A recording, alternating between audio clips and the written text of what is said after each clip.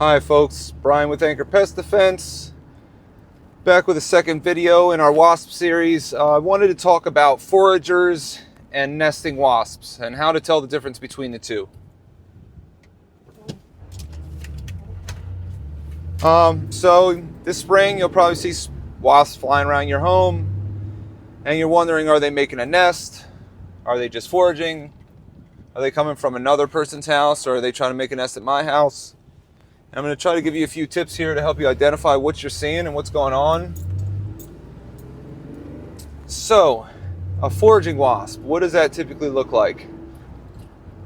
The behavior of a foraging wasp is typically bobbing up and down, slow movements, going in and out of holes repeatedly, in and out of a hole, bob up and down, fly over another foot or two to the next hole, bob up and down, fly in and out, or go in and out of that hole. They're basically checking to see if they can find larvae that were laid by insects, beetles from previous years to overwinter.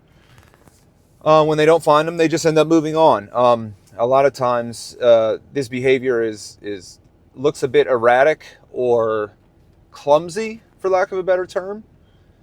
And now let's talk about nesting wasps. Will have a very kind of specific behavior. Yes, there will be a few wasps around the outside of the nest.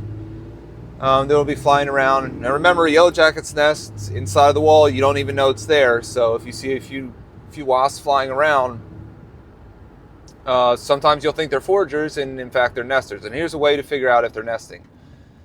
Just like an airport, where there's a specific route in and out of that nest, or out of the airport, there's specific routes in and out of that nest that most wasps tend to follow. So they will be very direct. There won't be bobbing up and down and moving around. The wasps will fly very straight, very fast, and specifically to the hole, land on the hole, and go inside.